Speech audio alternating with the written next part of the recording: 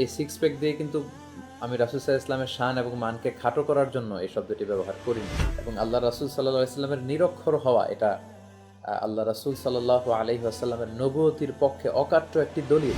শব্দ চয়নের ব্যাপারে কারো আপত্তি থাকতেই পারে, ভিন্ন মত থাকতেই পারে, আর আমি ভিন্ন মতের ব্যাপারে বরাবরের মতোই শ্রদ্ধাশীল। তর্কে জড়াবেন না এবং কাদা ছড়াছড়ি করবেন না বলে আমি আপনাদের কাছে উদাত্ত আহ্বান জানাচ্ছি। আমি গড়তে পছন্দ করি, ভাঙতে নয়। কারণ ভেঙে ফেলা খুবই সহজ, কিন্তু গড়ে তোলা খুবই কঠিন। আমি ঐক্যকে পছন্দ করি। আমার এই শব্দ ব্যবহার করার কারণে আপনারা যদি কেউ মনক্ষুণ্ণ হয়ে থাকেন বা কষ্ট পেয়ে থাকেন, আমি অফিসিয়ালি আজকের এই ভিডিও বার্তার মধ্য দিয়ে আপনাদের কাছে দুঃখ প্রকাশ করছি। এটা বেশি বেশি শেয়ার করার মধ্য দিয়ে আমরা গণসচেতনতা তৈরি করবো ইনশাআল্লাহ। আসসালামু আলাইকুম ওয়া রাহমাতুল্লাহি ওয়া বারাকাতুহু। নাহমাদুহু ওয়া নুসাল্লি আলা রাসূলিহিল কারীম। আম্মা বা'দু ফাআউযু বিল্লাহি মিনাশ শাইতানির রাজীম। বিসমিল্লাহির রাহমানির রাহিম। وكذلك جعلناكم أمة وسطا لتكونوا شهداء على الناس ويكون الرسول عليكم شهيدا। সাদাকাল্লাহুল আযীম। প্রিয় দিনী ভাই ও বোনেরা, সম্মানিত দর্শক ও শ্রোতাবৃন্দ, আপনারা যে যেখান থেকে আজকের এই ভিডিওটি দেখছেন, আপনাদের সবাইকে জানাচ্ছি আন্তরিক শুভেচ্ছা এবং অভিনন্দন। আশা করছি আপনারা সবাই ভালো আছেন, সুস্থ আছেন, এবং সবসময় কামনা করি আল্লাহ তাআলা আপনাদের সবাইকে ভালো রাখুক, সুস্থ রাখুক, ঈমানের সাথে রাখুক। আজকের এই ভিডিওটি মেক করার উদ্দেশ্য হচ্ছে সোশ্যাল মিডিয়াতে বহুল আলোচিত সমালোচিত সিক্স প্যাক ইস্যু নিয়ে কিছু কথা বলা এবং আন-নবী আল উম্মি আল্লাহ রাসূল সাল্লাল্লাহু আলাইহি ওয়াসাল্লামের নিরক্ষরতা প্রসঙ্গে কিছু কথা বলা। বেসিক্যালি এই দুইটি বিষয়ে আমার পক্ষ থেকে কিছু ক্লারিফিকেশন আপনাদের সাথে শেয়ার করাই হচ্ছে আজকের এই ভিডিওটি মেক করার মূল উদ্দেশ্য। সম্মানিত সুধী, আমি বেসিক্যালি কেউ যদি আমার বিপক্ষে কোনো কথা বলে, বিষোদ্গার করে বা বিবৃতি দেয়, তার বিপরীতে পাল্টা বিষোদ্গার করা, কোনো পাল্টা বিবৃতি দেয়া, বা কেউ আমার বিরুদ্ধে যদি ভিডিও মেক করে তার বিরুদ্ধে ভিডিও মেক করা, এগুলো আমি খুবই ব্যক্তিগতভাবে অপছন্দ করি। তো আমি চেয়েছিলাম যে এই বিষয়গুলো নিয়ে সোশ্যাল মিডিয়াতে কথাবার্তা শুরু হয়েছে, এগুলো এমনিতেই থেমে যাবে, কিন্তু যেটা দেখলাম যে আসলে এর পক্ষে বিপক্ষে কথাবার্তা, যুক্তি পাল্টা যুক্তি, কাদা ছোড়াছুড়ি এটা কমছে না। তো সেজন্য আমি চিন্তা করেছি যে এই বিষয়ে আমার পক্ষ থেকে একটা ক্লারিফিকেশন যদি আমি শেয়ার করে দেই, আশা করি সোশ্যাল মিডিয়াতে এই বিষয়ে পক্ষে বিপক্ষে এই ধরনের কাদা ছড়াছড়ি বন্ধ হয়ে যায়। প্রথম যে বিষয়টি নিয়ে কথা বলবো সেটি হচ্ছে, গত বছর আমি প্রতি বছর উইন্টার সিজনে বাংলাদেশে কিছু তাফসির প্রোগ্রামে জয়েন করে থাকি। তো সেখানে একটি প্রোগ্রামে আমি আল্লাহ রাসূল সাল্লাল্লাহু আলাইহি ওয়াসাল্লামের বায়োগ্রাফি নিয়ে কথা বলছিলাম। সেখানে আল্লাহ রাসূল সাল্লাল্লাহু আলাইহি ওয়াসাল্লামের দৈহিক সৌন্দর্য, ওনার ব্যবহারিক যে আচরণ সেটার সৌন্দর্য, এবং ওনার ইন্টেলেকচুয়াল ক্যারেক্টারিস্টিক, বুদ্ধিবৃত্তিক যে গুণাবলী, এগুলো নিয়ে কথা বলছিলাম। তো আল্লাহ রাসূল সাল্লাল্লাহু আলাইহি ওয়াসাল্লামের ফিজিক্যাল ক্যারেক্টারিস্টিক্স, মানে দৈহিক সৌন্দর্য নিয়ে যখন আমি কথা বলছিলাম, তখন আলোচনার এক পর্যায়ে আমি রাসূল সাল্লাল্লাহু আলাইহি ওয়াসাল্লামের দেহ মোবারকের বর্ণনা দিতে যেয়ে আমি বলেছিলাম যে রাসূল সাল্লাল্লাহু আলাইহি ওয়াসাল্লামের বডিটা ছিল সিক্স প্যাক। তো এই সিক্স প্যাক বলার পর থেকেই দেখলাম যে এই শব্দটা নিয়ে অনেক আলোচনা সমালোচনা হয়েছে, হচ্ছে, এবং জানি না সামনেও হবে কিনা। তো এই সিক্স প্যাক দিয়ে আসলে আমি কি বোঝাতে চেয়েছিলাম, এই বিষয়টা আপনাদের কাছে আমি ক্লিয়ার করতে চাই। সিক্স প্যাক দিয়ে বেসিক্যালি আমি রাসূল সাল্লাল্লাহু আলাইহি ওয়াসাল্লামের ফিটনেসকে বুঝিয়েছি, সম্মানিত সুধী। যেহেতু আমাদের আলোচনা, বিশেষ করে আমার আলোচনায় অনেক ইয়াং শ্রোতারা আসে, যুবক ভাইরা তারা আসে, তো তাদেরকে বোঝানোর জন্য অনেক সময় এমন কিছু আধুনিক পরিভাষা আমরা ব্যবহার করি যেটাতে আলোচনাটা খুব বেশি ইন্টারেক্টিভ হয় এবং তাদের বুঝতে খুব সুবিধা হয়।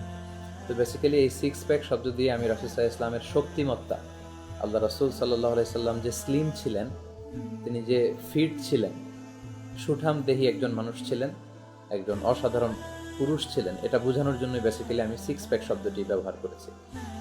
এই সিক্স প্যাক দিয়ে কিন্তু আমি রাসূল সাল্লাল্লাহু আলাইহি ওয়াসাল্লামের শান এবং মানকে খাটো করার জন্য এই শব্দটি ব্যবহার করিনি। আপনারা যদি আমার পুরো আলোচনাটি শুনে থাকেন তাহলে আপনারা দেখবেন যে পুরো আলোচনা জুড়েই আমি রাসূলুল্লাহ সাল্লাল্লাহু আলাইহি ওয়াসাল্লামের ভূয়সী প্রশংসা করেছি। রাসূল সাল্লাল্লাহু আলাইহি ওয়াসাল্লামের জীবনের নানা দিককে চমৎকারভাবে আমি কিন্তু শ্রোতাদের কাছে তুলে ধরবার চেষ্টা করেছি। তো এই শব্দ ব্যবহার করে আল্লাহ রাসূল সাল্লাল্লাহু আলাইহি ওয়াসাল্লামের শান মানকে খাটো করার তো কোনো প্রশ্নই আসে না, বরং এই শব্দ ব্যবহার করে আল্লাহ রাসূল সাল্লাল্লাহু আলাইহি ওয়াসাল্লাম যে খুব স্লিম ছিলেন, রাসূল সাল্লাল্লাহু আলাইহি ওয়াসাল্লামের পেট মোবারক ছোট ছিল, স্লিম ছিল, ফিট ছিল, সুঠাম দেহি একজন মানুষ তিনি ছিলেন, মূলত এই বিষয়টা বোঝাতে যেই আমি সিক্স প্যাক শব্দটি ব্যবহার করেছিলাম। তো আমার এই সিক্স প্যাক শব্দের ব্যবহারের পর থেকে আমি শ্রোতাদের মাঝখানে বা আমার ব্যাপারে যারা ভিডিও মেক করেছেন তাদের বিভিন্ন নিচে কমেন্টসগুলো পড়ে বেসিক্যালি 3টা রিয়াকশন আমি দেখতে পেয়েছি আমার শ্রোতাদের মধ্যে থেকে। প্রথম যে রিয়াকশনটা দেখতে পেয়েছি সেটা হচ্ছে তাদের সংখ্যাই বেশি, আমি বলবো যে তাদের সংখ্যা হয়তো 60 থেকে 70% হবে। তারা বলেছে যে হুজুর আপনি সিক্স প্যাক দিয়ে রাসূল সাল্লাল্লাহু আলাইহি ওয়াসাল্লামের সুঠাম দেহ, রাসূল সাল্লাল্লাহু আলাইহি ওয়াসাল্লামের বডি ফিটনেসকে যে আপনি বুঝাতে চেয়েছেন এটা আমরা বুঝেছি, এটা নিয়ে তর্কের কোনো সুযোগ নেই, আপনি যা বুঝাতে চেয়েছেন আমরা কিন্তু সেটাই বুঝেছি। এটা হচ্ছে প্রথম রিয়েকশন আমি পেয়েছি। তো যারা আমার এই সিক্স প্যাক শব্দ ব্যবহারের মধ্য দিয়ে আমি যেটা বুঝাতে চেয়েছি সেটাই আপনারা বুঝেছেন, আপনাদের সবাইকে আমি আন্তরিক শুভেচ্ছা এবং ধন্যবাদ জানাই যে আপনারা আমি যেটা মিন করেছি সেটা আপনারা বুঝতে পেরেছেন। দ্বিতীয় যে রিয়েকশনটি পেয়েছি সেটি হচ্ছে অনেকে বলেছেন যে সিক্স প্যাক দিয়ে যদিও আপনি আল্লাহ রাসূল সাল্লাল্লাহু আলাইহি ওয়াসাল্লামের শক্তিমত্তা, ফিটনেস, সুঠাম দেহ এটা বোঝাতে চেয়েছেন, যদিও এটা বোঝাতে চেয়েছেন তারপরও সিক্স প্যাক শব্দটা এটার যেহেতু একটা ওয়েস্টার্ন ওয়ার্ল্ড ভিউ আছে সেহেতু আল্লাহ রাসূল সাল্লাল্লাহু আলাইহি ওয়াসাল্লামের সাথে এটা যায় না। সো এই শব্দটা ব্যবহার না করে যদি অন্য কোনো শব্দ দিয়ে আল্লাহ রাসূল সাল্লাল্লাহু আলাইহি ওয়াসাল্লামের এই দৈহিক বর্ণনাটা দেওয়া যেত তাহলে বোধহয় খুব ভালো হতো। তো এই দ্বিতীয় রিয়াকশন যারা দিয়েছেন তাদের প্রতিও আমি কৃতজ্ঞ, আমি তাদেরকে সম্মান জানাই, আন্তরিক শুকরিয়া জানাই এবং আমি আপনাদের সাথে একমত যে হ্যাঁ এই শব্দ ব্যবহার না করে অন্য কোনো শব্দ দিয়ে যদি আল্লাহ রাসূল সাল্লাল্লাহু আলাইহি ওয়াসাল্লামের শক্তিমত্তার বোঝানো যেত তাহলে আরও ভালো হতো। আসলে এক এক সময় আমরা এক এক ধরনের এক্সপ্রেশন ইউজ করে থাকি। আমরা যারা ঘন্টার পর ঘন্টা ক্যামেরার সামনে কথা বলি অনেক সময় স্লিপ অফ টাঙের কারণে বা শব্দের সংকীর্ণতার কারণে আমরা এমন এমন শব্দ দিয়ে অনেক সময় লোকজনদেরকে বুঝাই যেটা পরবর্তীতে শুনলে মনে হয় যে এটা না দিয়ে যদি অন্য কিছু দিয়ে বোঝানো যেত আরও ভালো হতো। তো আমি আপনাদের সাথে একমত, আমার শব্দ চয়নের ব্যাপারে কারো আপত্তি থাকতেই পারে, ভিন্ন মত থাকতেই পারে, আর আমি ভিন্ন মতের ব্যাপারে বরাবরের মতোই শ্রদ্ধাশীল। আমি ইনশাআল্লাহ ভবিষ্যতে আল্লাহ রাসূল সাল্লাল্লাহু আলাইহি ওয়াসাল্লামের যে কোনো বিষয়ে আলোচনা করবার সময় শব্দ চয়নে আরও সতর্ক থাকবার চেষ্টা করবো ইনশাআল্লাহ। 3 নাম্বার যে রিয়েকশনটি পেয়েছি সেটা হচ্ছে অনেকে এই সিক্স প্যাককে সেক্স প্যাকের সাথে তুলনা করেছেন, অদ্ভুত কিছু ব্যাখ্যা এনে কিছু অদ্ভুত ন্যারেটিভ দাঁড় করিয়েছেন এবং কেউ কেউ তো এটাকে তাকফিরের পর্যায়ে নিয়ে গিয়েছেন, বলেছেন যে আমি কুফরি করে ফেলেছি, আমি কাফের হয়ে গিয়েছি। তো তাদের জন্য আমার শুধুই আফসোস এবং তাদের জন্য আমি দোয়া করি যে আল্লাহ তাআলা আমাদেরকে ক্ষমা করুক, যারা এই ধরনের কথাবার্তা বলেছেন আল্লাহ আমাদেরকে মাফ করুক, আল্লাহ তাআলা আমাদেরকে ক্ষমা করুক। তো সম্মানিত সুধী, তাহলে মূল কথা দাঁড়ালো যে সিক্স প্যাক দিয়ে বেসিক্যালি আমি রাসূল সাল্লাল্লাহু আলাইহি ওয়াসাল্লামের শক্তিমত্তা, আল্লাহ রাসূল যে একজন সুঠাম পুরুষ ছিলেন, স্লিম ছিলেন, এটা বোঝানোর জন্যই বলেছি। এখন প্রশ্ন আসতে পারে যে আসলে আক্ষরিক অর্থেও যদি আমরা সিক্স প্যাক বা পেটে যে 6টি ভাঁজ সেটির কথা বলি সেটা কি আল্লাহ রাসূল সাল্লাল্লাহু আলাইহি ওয়াসাল্লামের ছিল কিনা? আমি আপনাদের সাথে কিছু ন্যারেশন শেয়ার করতে চাই, কিছু বর্ণনা। দালাইলুন নুবুওয়াতে আম্মাজান আয়েশা রাদিয়াল্লাহু তাআলা আনহার একটি বর্ণনা পাওয়া যায়। তিনি বলছেন যে কানা লাহু সাল্লাল্লাহু আলাইহি ওয়াসাল্লাম উকানুন সালাস, আল্লাহ রাসূল সাল্লাল্লাহু আলাইহি ওয়াসাল্লামের পেটের মধ্যে 3টা উকান ছিল। উকান হচ্ছে উকনা শব্দের বহুবচন, আর উকনা মানে হচ্ছে পেটের ভেতর পেশির ভাঁজ। এবং তিনি বলেছেন আল্লাহ রাসূল সাল্লাল্লাহু আলাইহি ওয়াসাল্লামের পেটে 3টা পেশির, মাংসপেশির ভাঁজ দৃশ্যমান ছিল। মাঝে মাঝে লুঙ্গির গোছার নিচে 2টা থাকতো, উপরে একটা দেখা যেত। আবার কখনো কখনো লুঙ্গির গোছার উপরে 2টা দেখা যেত, গোছার নিচে একটা থাকতো। তো এই বর্ণনা আম্মাজান আয়েশার কাছ থেকে আসা স্বাভাবিক রাদিয়াল্লাহু তাআলা আনহা, কেননা তিনি আল্লাহ রাসূল সাল্লাল্লাহু আলাইহি ওয়াসাল্লামের স্ত্রী ছিলেন এবং ওনার পক্ষেই সম্ভব এ জাতীয় বর্ণনা করা। তাহলে উকনা দাঁড়াচ্ছে পেটের পেশি। আবার আরেকটা বর্ণনা আছে যে সহিহ বর্ণনা এসেছে মাউসুলুন মা বাইনাল লাব্বাতি ওয়াস সুররাতি বিশা'রিন ইয়াজরি কাল খাত, আল্লাহ রাসূল সাল্লাল্লাহু আলাইহি ওয়াসাল্লামের এই জায়গা থেকে নিচ পর্যন্ত, নাভি পর্যন্ত পশমের একটা অসাধারণ একটা লাইন ছিল। পুরুষদের অনেক সময় দেখা যেত যাদের গায়ে পশম নেই তাদেরও বুকে একটা পশম থাকে। তো আল্লাহ রাসূল সাল্লাল্লাহু আলাইহি ওয়াসাল্লামের ওই পশমটা নিশ্চয়ই অনেক সুন্দর ছিল, অসাধারণ ছিল। তো পেটের 3টা পেশিকে যদি একটা পশমের লাইন ক্রস করে তাহলে কিন্তু পেশির ভাঁজগুলো 3টা ভাঁজের মাঝখানে একটা পশমের লাইন ক্রস করলে 6টা মাংসপেশি কিন্তু দৃশ্যমান হওয়ার কথা। হাদিসের আলোকে এরকম বর্ণনাও কিন্তু পাওয়া যায়। এবং আল্লাহ রাসূল সাল্লাল্লাহু আলাইহি সাল্লামের চাচাতো বোন উম্মে হানি রাদিয়াল্লাহু তাআলা আনহা উনিও একটা বর্ণনাতে বলেছেন যে মা রাআইতু বাতনা রাসূলিল্লাহি সাল্লাল্লাহু আলাইহি ওয়াসাল্লাম ইল্লা যাকারতুল কারাতিস আল মুসান্না বা'দুহা আলা বা'দ, আল্লাহ রাসূল সাল্লাল্লাহু আলাইহি ওয়াসাল্লামের পেটের মধ্যে যে ভাত ছিল এটা তিনি বর্ণনা করেছেন। তো অনেকে দেখলাম যে এই বিষয়ে সমালোচনা করতে যে ওনারা বলছিলেন যে আল্লাহ রাসূল সাল্লাল্লাহু আলাইহি ওয়াসাল্লামের পেটে কোনো ভাঁজ ছিল না। তো এই হাদিসগুলোর দিকে তাকালে কিন্তু বোঝা যায় আল্লাহ রাসূল সাল্লাল্লাহু আলাইহি ওয়াসাল্লামের পেটের মাংসপেশিতে ভাঁজ ছিল, এবং এই যে সালাস ও ওকান দিয়ে বোঝা যায় যে 6টি মাংসপেশি দৃশ্যমান ছিল। তো এগুলো জিমন্যাস্টিক ওয়ার্ল্ডে জিম করার ফলে যেই মাংসপেশিটা দেখা যায় ফুলে ফেপে বড় হয়ে ওঠে, আমি কোশ্চিনকালও এটার সাথে আল্লাহ রাসূল সাল্লাল্লাহু আলাইহি ওয়াসাল্লামের সেই মাংসপেশির তুলনা করছি না। আল্লাহ রাসূল সাল্লাল্লাহু আলাইহি ওয়াসাল্লামের মাংসপেশির যে বর্ণনা হাদিসে এসেছে, এটা অসাধারণ অনিন্দ সুন্দর মাংসপেশি ছিল, যেটা আসলে পৃথিবীর কোনো মানুষের বা কারোর সাথে এটার তুলনা দেওয়া সম্ভব নয়।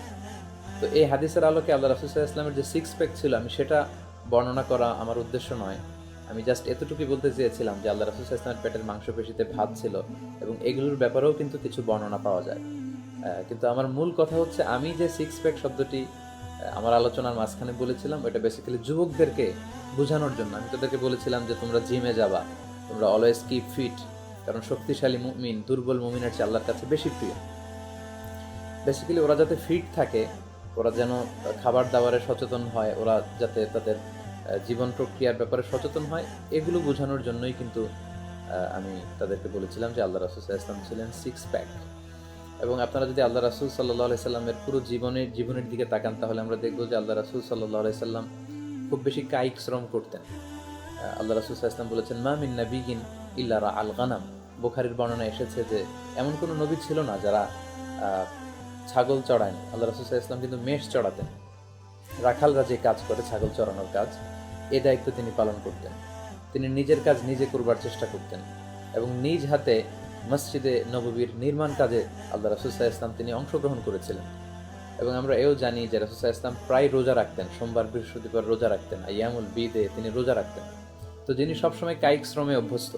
মদিনাতে আমরা জানি যে আল্লাহ রাসূল সাল্লাল্লাহু আলাইহি ওয়াসাল্লাম মদিনা থেকে প্রতি শনিবারে মসজিদ নববী থেকে মসজিদে কোবাতে তিনি 5 কিলোমিটার হেঁটে চলে যেতেন, হেঁটে ফিরে আসতেন। তিনি ঘোড়া হাঁকাতেন। যে এই মহানবীর জীবন প্রক্রিয়া ছিল এরকম, উনি যে সুঠাম দেহী ছিলেন, ওনার পেট যে ছোট ছিল, সেটাই মূলত বোঝানোর উদ্দেশ্য ছিল আমার এই সিক্স প্যাক শব্দ ব্যবহার করার মধ্য দিয়ে। আশা করি সিক্স প্যাক দিয়ে বেসিক্যালি আমি কি বোঝাতে চেয়েছিলাম এই বিষয়টি আপনাদের কাছে একেবারেই স্পষ্ট হয়েছে।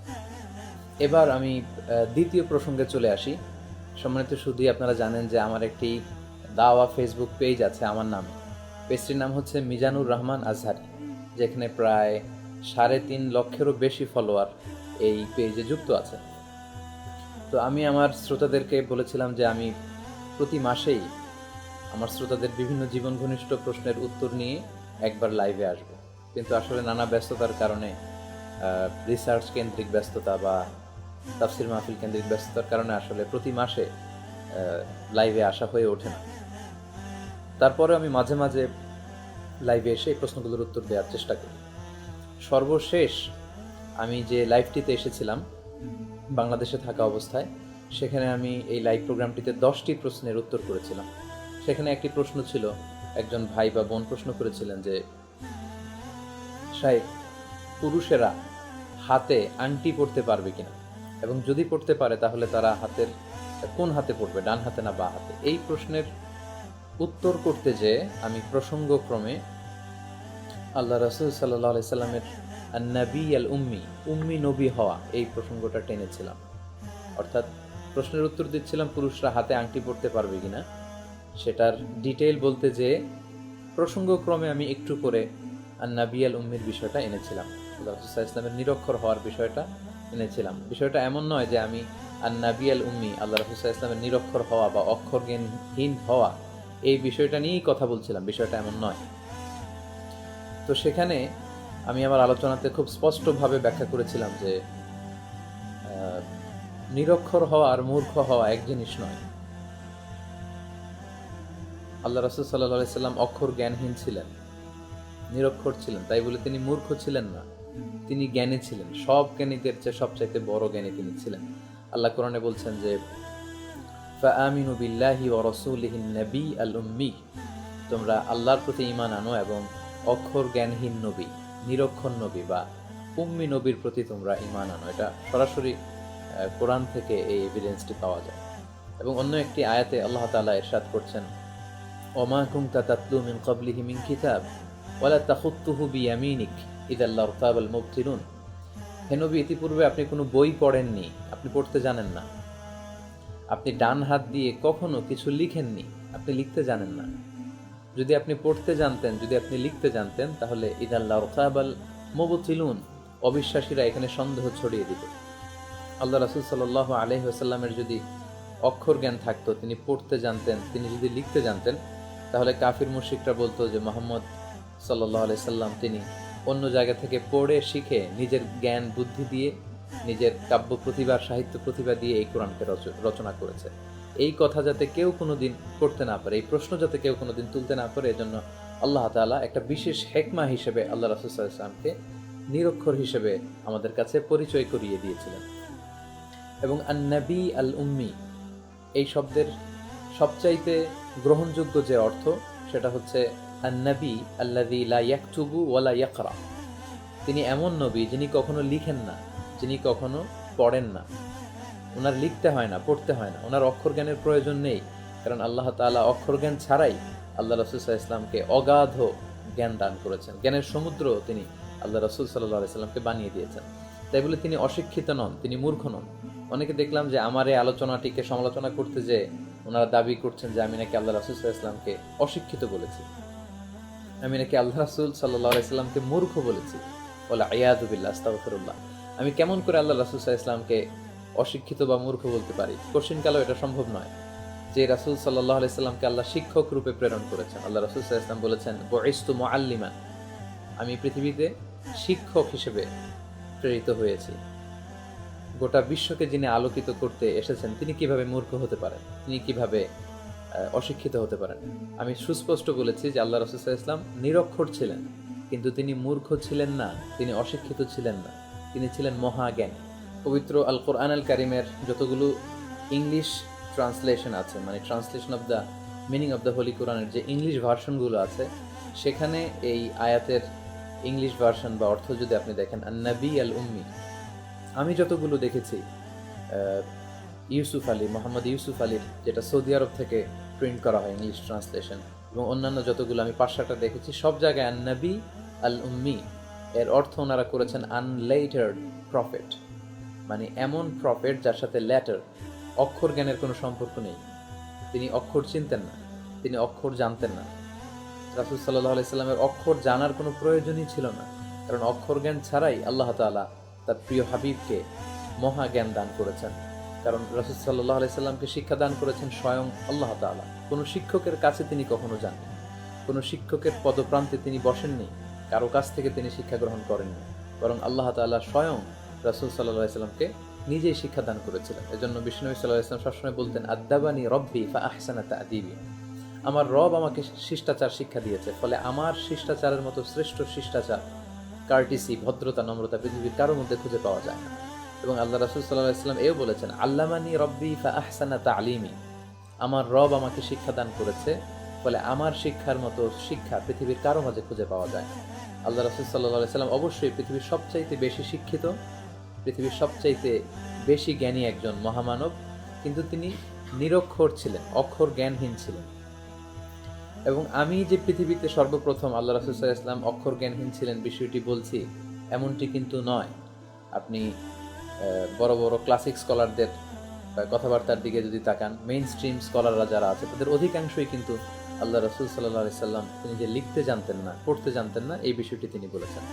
আমরা যদি দুই একজন স্কলারের কথা এখানে রেফার করি, তাহলে বিষয়টি আমাদের কাছে আরও ক্লিয়ার হবে। আমরা জানি যে তাফসিরে ইবনে কাসিরের রচয়িতার নাম হচ্ছে ইবনু কাসির। উনি রাহিমাহুল্লাহ বলেছেন যে, ওয়াহাকাযা কানা সালাওয়াতুল্লাহি ওয়া সালামুহু আলাইহি দাইমান আবাদান ইলা ইয়াউমিল কিয়ামা লা ইউহসিনুল কিতাবাতা ওয়া লা ইয়াখুত্তু সাতরান ওয়া লা হারফান। তিনি লিখতে জানতেন না, আল্লাহ রাসূল সাল্লাল্লাহু আলাইহি সাল্লাম লিখতে জানতেন না, একটি অক্ষর, একটি লাইনও তিনি কখনো লিখেননি। বিয়াদিহি, তার পবিত্র হাত দিয়ে কখনো তিনি লিখেননি। বাল কানা লাহু কুতাব, আল্লাহ রাসূল সাল্লাল্লাহু আলাইহি সাল্লামের লেখক ছিল, তাদেরকে আদেশ করলে তারা লিখে দিত আল্লাহ রাসূল সাল্লাল্লাহু আলাইহি সাল্লামকে। কানা লাহু কুতাবুন ইয়াকতুবুনা বাইনা ইয়াদাইহি আল ওয়াহইয়া ওয়ার রাসাইলা ইলা আল আকালিন। এবং অনারব বাদশাদের কাছে, পৃথিবীর বিভিন্ন দেশের রাজা বাদশাদের কাছে যখন কোনো চিঠি লিখে পাঠানোর প্রয়োজন হতো, আল্লাহ রাসূল সাল্লাল্লাহু আলাইহি সাল্লাম তার কুত্তাবদের কাছে যখন তিনি অর্ডার করতেন যে আমাকে চিঠি লিখে দাও, তারাই চিঠি লিখে দিত। আল্লাহ রাসূল সাল্লাল্লাহু আলাইহি ওয়াসাল্লাম চিঠি লেখার প্রয়োজনই হতো না। আমরা যদি ইবনু হাজার আল আসকালানি রাহিমাহুল্লাহর মতামতের দিকে তাকাই, তাহলে উনিও আমরা দেখবো যে তিনি বলেছেন যে কেউ যদি বলে আল্লাহ রাসূল সাল্লাল্লাহু আলাইহি ওয়াসাল্লাম লিখতে জানতেন, পড়তে জানতেন, তাহলে এটা মুখালিফুন লিল কোরআন, এটা কোরআনের মুখালিফ হয়ে যায়। কারণ কোরআন আমাদেরকে জানাচ্ছে তিনি কখনো লিখেননি, পড়েননি, তিনি লিখতে জানেন না, তিনি পড়তে জানেন না। এবং এটাই হচ্ছে আল্লাহ রাসূল সাল্লাল্লাহু আলাইহি ওয়াসাল্লামের একটা ইউনিকনেস। আপাত দৃষ্টিতে আমাদের কাছে মনে হতে পারে যে অক্ষর জ্ঞানহীন, নিরক্ষর বললে এটা অপমানকর, কিন্তু এটা আল্লাহ রাসূল সাল্লাল্লাহু আলাইহি সাল্লামের কাছে, আল্লাহ রাসূল সাল্লাল্লাহু আলাইহি সাল্লামের জন্য এটা অপমানকর নয়। এটা হচ্ছে আল্লাহ রাসূল সাল্লাল্লাহু আলাইহি সাল্লামের একটা অনিন্দ্য সুন্দর বৈশিষ্ট্য, এটা ইউনিকনেস, এটা হচ্ছে প্রিয় নবী সাল্লাল্লাহু আলাইহি সাল্লামের ডিস্টিংশন। এ কারণেই তিনি ডিস্টিংগুইশড। এবং পৃথিবীতে আল্লাহ রাসূল সাল্লাল্লাহু আলাইহি সাল্লামই একমাত্র মানুষ যিনি কোনো অক্ষর জ্ঞান রাখতেন না কিন্তু পৃথিবীর সবচাইতে বেশি জ্ঞানী। এরকম দ্বিতীয় কোনো মানুষ খুঁজে পাওয়া যাবে না যার অক্ষর জ্ঞান নেই কিন্তু তিনি মহাবিশ্বের সবচাইতে বড় জ্ঞানী। সো আল্লাহ রাসূল সাল্লাল্লাহু আলাইহি ওয়াসাল্লামের জন্য এটা কোনো আইব নয়, কোনো বদনাম নয়। নিরক্ষর বললে আল্লাহ রাসূল সাল্লাল্লাহু আলাইহি ওয়াসাল্লামের সম্মান কমে যাচ্ছে, বিষয়টি এমন নয়, বরং এটার ভেতরে আল্লাহর একটা হিকমা আছে। এই হিকমার কারণে আল্লাহ রাসূল সাল্লাল্লাহু আলাইহি ওয়াসাল্লামকে আল্লাহ তাআলা অক্ষর জ্ঞানহীন রেখে মহাবিশ্বের সবার জন্য শিক্ষক হিসেবে প্রেরণ করেছিলেন। এবং আন-নবী আল উম্মি বা নিরক্ষর নবী বলে আল্লাহ তাআলা আল্লাহ রাসূল সাল্লাল্লাহু আলাইহি সাল্লামকে প্রভূত সম্মান দান করেছেন। এবং আল্লাহ রাসূল সাল্লাল্লাহু আলাইহি সাল্লামের নিরক্ষর হওয়া এটা আল্লাহ রাসূল সাল্লাল্লাহু আলাইহি ওয়াসাল্লামের নবুয়তির পক্ষে অকাট্য একটি দলিল। এবং এটি হচ্ছে একটি মুআজিজা, যে কেমন করে একজন লোক যিনি অক্ষর জ্ঞান চিনেন না, লিখতে জানতেন না, পড়তে জানতেন না, তিনি কেমন করে এই মহাগ্রন্থ, মহাবিশ্বের মহাবিশ্বয় মহাগ্রন্থ আল কোরআন আল কারীমের ধারক বাহক হন, কি করে তিনি গোটা বিশ্বকে তিনি আলোকিত করেছেন। সো এটা হচ্ছে একটি মুআজিজা, যেটা দিয়ে যদি আমি গোটা বিশ্বের অন্য কারোর সাথে তুলনা করি এটা অসম্ভব। এই মুআজিজার মধ্য দিয়েই, এই অক্ষর জ্ঞানহীনতার মধ্য দিয়েই কিন্তু আল্লাহ রাসূল সাল্লাল্লাহু আলাইহি ওয়াসাল্লামকে আল্লাহ তাআলা শ্রেষ্ঠত্ব দান করেছিলেন। আল্লাহ রাসূল সাল্লাল্লাহু আলাইহি ওয়াসাল্লামের শ্রেষ্ঠত্ব, ওনার জ্ঞান, ওনার ব্যক্তিত্ব, এই কোনো কিছুই কিন্তু কারোর সাথে তুলনা করার মতো নয়, কারণ তিনি ছিলেন একজন অতুলনীয়, আনপ্যারালাল পার্সোনালিটি। আন-নবী আল উম্মি এই শব্দের আরও কিছু অর্থ হতে পারে, এবং অনেকে অর্থ করেছেন যে আন-নবী আল উম্মি, উম্মি মানে হচ্ছে জ্ঞানের ধারক এবং বাহক বা জ্ঞানের গোড়া। কেউ বলেছেন উম্মি মানে হচ্ছে যিনি উম্মুল কুরাতে বসবাস করে। এবং কেউ কেউ বলেছেন কিছু কিছু বর্ণনা পাওয়া যায় যেটা থেকে প্রমাণিত হয় আল্লাহ রাসূল সাল্লাল্লাহু আলাইহি ওয়াসাল্লাম অলৌকিকভাবে সাময়িক সময়ের জন্য লিখেছিলেন, কিন্তু অন্যান্য দলিলের ভিত্তিতে ওই বর্ণনাগুলো আসলে টেকে না। কারণ হুদাইবিয়ার সন্ধির সময় আল্লাহ রাসূল সাল্লাল্লাহু আলাইহি ওয়াসাল্লাম কাতাবা, ওখানে আছে, লিখেছিলেন। ইবনে হাজার আল আসকালানি উনি মতামত পেশ করেছেন যে কাতাবা মানে ফাআমারা বিল কিতাবা, আল্লাহ রাসূল সাল্লাল্লাহু আলাইহি ওয়াসাল্লাম লেখার জন্য আদেশ করেছিলেন। সো সবগুলো আদিল্লা যদি আমরা সামনে আনি তাহলে বোঝা যায় যে আল্লাহ রাসূল সাল্লাল্লাহু আলাইহি ওয়াসাল্লাম তিনি কখনোই লিখতে এবং পড়তে জানতেন না, এবং এটার দ্বারাই আল্লাহ তাআলা আল্লাহ রাসূল সাল্লাল্লাহু আলাইহি ওয়াসাল্লামের সম্মান এবং মর্যাদাকে আকাশচুম্বী করেছিলেন। তো ভিন্ন যে মতগুলো রয়েছে এ ব্যাপারে, যে উম্মুল কুরার অধিবাসী বা সাময়িক সময়ের জন্য তিনি লিখেছিলেন, এগুলো আসলে মারজুহ কৌল। আমি বেসিক্যালি রাজিহ যে কৌল, প্রণিধানযোগ্য জুমহুর স্কলারদের যে মতামত, সেটার আলোকেই এখানে ব্যাখ্যা করেছি। আর ভিন্ন মত থাকতেই পারে, অন্যান্য বর্ণনা থাকতেই পারে, ভিন্ন মতের ব্যাপারে আমি সবসময় শ্রদ্ধাশীল। সম্মানিত শুধুই তাহলে আন-নবী আল উম্মি দিয়ে আমি যেই কথাটি বলেছিলাম যে আনলেটার্ড প্রফেট, যেই রাসূলকে আল্লাহ তাআলা অক্ষর জ্ঞান দেননি, এটা দিয়ে রাসূল সাল্লাল্লাহু আলাইহি ওয়াসাল্লামের সম্মান বা শানকে, মানকে খাটো করা হয় না, বরং এটাই আল্লাহ রাসূল সাল্লাল্লাহু আলাইহি ওয়াসাল্লামের নবুয়তির পক্ষে দলিল। এটা একটা মুআজিজা, এবং এটা দিয়েই আল্লাহ তাআলা তিনি তার প্রিয় হাবিবকে ইউনিক একজন ব্যক্তিত্বে পরিণত করেছেন, যার সাথে পৃথিবীর কোনো মানুষের কোনো ধরনের তুলনাই চলতে পারে না। অনেকেই এই সিক্স প্যাক শব্দ এবং আন-নবী আল উম্মি, আল্লাহ রাসূল সাল্লাল্লাহু আলাইহি ওয়াসাল্লাম যে উম্মি নবী ছিলেন বা অক্ষর জ্ঞানহীন নবী ছিলেন, এই দুইটি বিষয়কে সামনে এনে অনেকেই বলতে চেয়েছেন যে আমি আল্লাহ রাসূল সাল্লাল্লাহু আলাইহি ওয়াসাল্লামের সাথে বেয়াদবি করেছি, বেয়াদবিমূলক আচরণ করেছি, আমি আল্লাহ রাসূল সাল্লাল্লাহু আলাইহি ওয়াসাল্লামের শান এবং মানকে খাটো করেছি। আসলে কোন গ্রাউন্ডের ভিত্তিতে ওনারা এই কথাগুলো বলছেন আমি আসলে বুঝতে পারছি না। কেননা আল্লাহ রাসূল সাল্লাল্লাহু আলাইহি ওয়াসাল্লামের শান এবং মানকে কেন আমি খাটো করবো, এটা তো কোনো প্রশ্নই আসে না। আপনারা যদি আমার বিভিন্ন লেকচারসগুলো ইউটিউবে দেখেন তাহলে দেখবেন যে আল্লাহ রাসূল সাল্লাল্লাহু আলাইহি ওয়াসাল্লামের শান এবং মান নিয়ে আমি অনেক আলোচনা করেছি, যেখানে আল্লাহ রাসূল সাল্লাল্লাহু আলাইহি ওয়াসাল্লামের ভূয়সী প্রশংসা আমি করেছি, বন্দনা আমি গেয়েছি, ওয়া রাফা'না লাকা যিকরাকের তাফসীর আমি করেছি, আল্লাহ রাসূল সাল্লাল্লাহু আলাইহি ওয়াসাল্লাম যে পৃথিবীর শ্রেষ্ঠতম মানুষ ছিলেন এগুলোর বর্ণনা আমি দিয়েছি। এবং আমি আমার আলোচনার মাঝখানে প্রায়ই রিলেটেড কোনো বিষয় আসলে প্রসঙ্গক্রমে আমি নাতে রাসূল সাল্লাল্লাহু আলাইহি ওয়াসাল্লাম পেশ করে শ্রোতাদেরকে আল্লাহ রাসূল সাল্লাল্লাহু আলাইহি ওয়াসাল্লামের ভালোবাসার প্রতি আরও বেশি উজ্জীবিত হওয়ার জন্য আমি চেষ্টা করে থাকি। তো এই আলোচনাগুলো আপনারা যদি নিরপেক্ষ দৃষ্টিতে আপনারা একটু চোখ বোলান, একটু যদি আপনারা শুনেন, তাহলে বুঝবেন যে কশ্চিনকালেও আমি আল্লাহ রাসূল সাল্লাল্লাহু আলাইহি ওয়াসাল্লামের শান এবং মানকে খাটো করিনি, বরং সবসময় আল্লাহ রাসূল সাল্লাল্লাহু আলাইহি ওয়াসাল্লামের প্রশংসা দিয়ে আমি আমার আলোচনাগুলো করেছি। এবং সবসময় আমি বাংলাদেশে ঐক্য প্রক্রিয়ার ব্যাপারে আমার যতটুকু ক্যাপাসিটি আছে আমি কাজ করে গিয়েছি। আমি ব্যক্তিগতভাবে কারোর বিরুদ্ধে কথা বলি না, কারোর ব্যাপারে বিষোদ্গার করি না। আমি এটা আউট অফ মাই দাওয়া পলিসি। আমি ব্যক্তিগতভাবে তর্কাতর্কি করা বা অন্যের পেছনে লেগে থাকা এগুলো খুবই অপছন্দ করি। এবং যে কয়েকটি ইসলামী দল বাংলাদেশে খুব বেশি কাজ করে যাচ্ছে, প্রত্যেকের ভালো কাজের এপ্রিসিয়েশন কিন্তু আমি করি। আপনি আলোচনাগুলো ফলো করলে দেখবেন আমি প্রায় বলি যে তাবলিগের ভাইদের ভেতরে অনেক ভালো গুণাবলী আছে যেগুলো আমাদের নেওয়া উচিত। হেফাজতে ইসলামের কথা প্রসঙ্গ আসলে আমি বলি যে তারা অন্যায়ের বিরুদ্ধে যে প্রতিবাদী কণ্ঠে তারা কাজ করে যাচ্ছে, সেটাকে এপ্রিসিয়েট করার মতো। এমনকি হক্কানি পীর মাশায়েখ যারা বাংলাদেশে আছেন, আমি সবসময় বলি যে ভণ্ডদের বিরুদ্ধে আমাদের অবস্থান, কিন্তু হক্কানি পীর মাশায়েখ যাদের মাধ্যমে এদেশে ইসলাম প্রচারিত হয়েছে, যাদের হাতে হাত রেখে লক্ষ লক্ষ মানুষ কালিমা পড়ে শাহাদা বাণী পাঠ করে ইসলামের সুস্থল বাণীর ভেতরে এসেছে, তাদের ভালো দিকগুলোর কথা আমি বলি। আহলে হাদিসের ভাইদের যে সহি সুন্নাহ থেকে কথা বলার মানসিকতা, এটার কথা আমি বলি। জামাত ইসলামের ভাইদের যে আন্দোলনমুখী যে স্পিরিট, এই কথাগুলো আমি বলি। অর্থাৎ বাংলাদেশে এক্সিস্টিং যতগুলো বড় বড় ইসলামী প্ল্যাটফর্ম রয়েছে, প্রত্যেকের যে ভালো ভালো দিকগুলো আছে এগুলোর এপ্রিসিয়েশন কিন্তু আমি আমার আলোচনা সবসময় করে থাকি। এবং আপনারা খেয়াল করলে দেখবেন যে আমি যখন বিভিন্ন সময় আলোচনা করি, প্রতিটি আলোচনাতেই আল্লাহ রাসূল সাল্লাল্লাহু আলাইহি ওয়াসাল্লামের ব্যক্তিত্ব, ওনার স্ট্যাটাস, ওনার শান এবং মান নিয়ে আমি কিছু না কিছু কথা বলি। এমনকি কাদিয়ানীদের বিরুদ্ধে আমরা আমাদের আলোচনায় সোচ্চার ছিলাম। নাস্তিকরা যখন আল্লাহ রাসূল সাল্লাল্লাহু আলাইহি ওয়াসাল্লামের বিরুদ্ধে ব্লগে বিভিন্ন কথা বলেছে, আল্লাহ রাসূল সাল্লাল্লাহু আলাইহি ওয়াসাল্লামের ব্যক্তিগত জীবন নিয়ে, পারিবারিক জীবন নিয়ে, এমনকি দাম্পত্য জীবন নিয়ে তারা যখন ব্লগে কটু কথা বলেছে, সেগুলোর বিরুদ্ধে আমরা ময়দানে হুঙ্কার তুলেছি। আসিফ মহিউদ্দিন থেকে শুরু করে মুফাসসিল ইসলাম থেকে শুরু করে আসাদ নূর থেকে শুরু করে যারাই আল্লাহ রাসূল সাল্লাল্লাহু আলাইহি ওয়াসাল্লামের সম্মানে আঘাত এনেছে, তাদের বিরুদ্ধে আমরা বজ্রকণ্ঠে ময়দানে কথা বলেছি এবং গণমানুষকে সচেতন এবং তাদের বিরুদ্ধে সোচ্চার করার চেষ্টা করেছি। তো যেখানে আমাদের কাজগুলোর পদ্ধতি হচ্ছে এমন, সবসময় আল্লাহ রাসূল সাল্লাল্লাহু আলাইহি ওয়াসাল্লামের সম্মান এবং মর্যাদা নিয়ে আমরা কথা বলি, সেখানে আমাদেরকে বলা হচ্ছে যে আমরা আল্লাহ রাসূল সাল্লাল্লাহু আলাইহি ওয়াসাল্লামের শান খাটো করেছি এবং বেয়াদবিপূর্ণ আচরণ করেছি। আল্লাহ আমাদেরকে হেফাজত করুন। সম্মানিত উপস্থিতি, আমার আজকের এই ভিডিও বার্তার মধ্য দিয়ে আমার ক্লারিফিকেশনস আমি আপনাদের সাথে শেয়ার করলাম এবং আমি এই বক্তব্যের মধ্যে দিয়ে বোঝাতে চেয়েছি যে সিক্স প্যাক শব্দ ব্যবহার করার মধ্য দিয়ে এবং আন-নাবী আল-উম্মি, আল্লাহ রাসূল সাল্লাল্লাহু আলাইহি সাল্লাম যে নিরক্ষর ছিলেন, এই দুটি শব্দ ব্যবহার করার মধ্য দিয়ে আমি মোটেও আল্লাহ রাসূল সাল্লাল্লাহু আলাইহি সাল্লামের শান এবং মানকে খাটো করার জন্য বলিনি, বরং আল্লাহ রাসূল সাল্লাল্লাহু আলাইহি সাল্লামের সম্মানকে আরো উচ্চকিত আকাশচুম্বী হিসেবে প্রকাশ করবার জন্যই মূলত আমি এই শব্দগুলো ব্যবহার করেছি।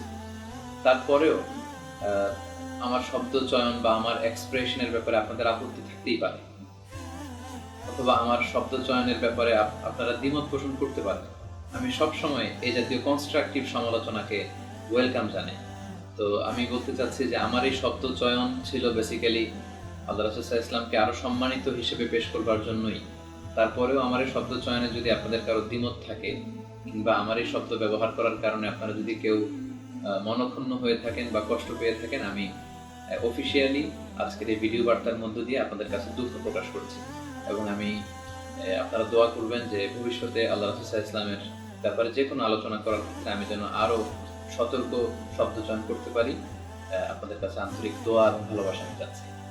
এবং আমি মনে করি এবং বিশ্বাস করি আজকের এই ক্লারিফিকেশনের পরে সিক্স প্যাক নিয়ে এবং আন-নাবী আল-উম্মি নিয়ে সোশ্যাল মিডিয়াতে এই যে কথা কাটাকাটি, যুক্তি পাল্টা যুক্তি, পক্ষে বিপক্ষে ভিডিও মেক করে ছড়িয়ে দেয়া, এই ট্রেন্ডের একটা সমাপ্তি ঘটবে।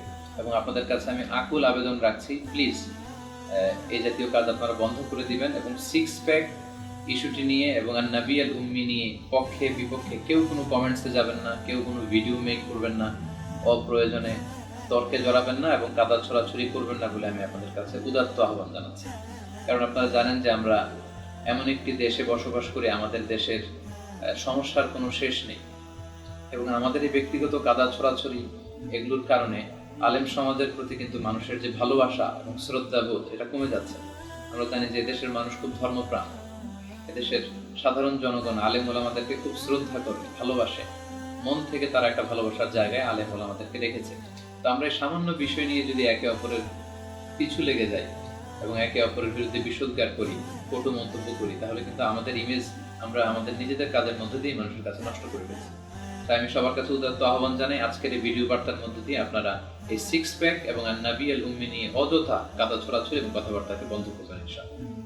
আরো একটি গুরুত্বপূর্ণ বিষয় আপনাদের সাথে শেয়ার করতে চাই যে কোনো জরুরি প্রয়োজনে যদি আসলেই কোনো আলোচকের কোনো বিষয় বা বক্তব্য নিয়ে আপনারা সমালোচনা করতে চান, তাহলে আল্লাহর ওয়াস্তে ওই আলেম ওই বিষয়ে কি বলেছিলেন ওই পুরো কথাটি তাকে বলবার সুযোগ দিবেন। সেখানে কাটছাট করে যদি আপনি তার কথাকে উপস্থাপন করেন তাহলে কিন্তু তার প্রতি ইনসাফ করা হলো না। সর্বশেষ যে কথাটি বলে আজকের এই ভিডিও বার্তাটি শেষ করতে চাচ্ছি সেটি হচ্ছে, যারা এই 6 প্যাক ইস্যু নিয়ে এবং আন-নাবী আল-উম্মি এই বিষয়টি নিয়ে আমার বিরোধিতা করেছেন, আমার বিরুদ্ধে ভিডিও মেক করেছেন, অনেকে রাস্তায় নেমে প্রতিবাদ করেছেন, তাদের কারো প্রতি আমার কোনো ক্ষোভ নেই, কোনো ঘৃণা নেই, আছে অফুরন্ত ভালোবাসা। আমি গড়তে পছন্দ করি, ভাঙতে নয়, কারণ ভেঙে ফেলা খুবই সহজ কিন্তু গড়ে তোলা খুবই কঠিন।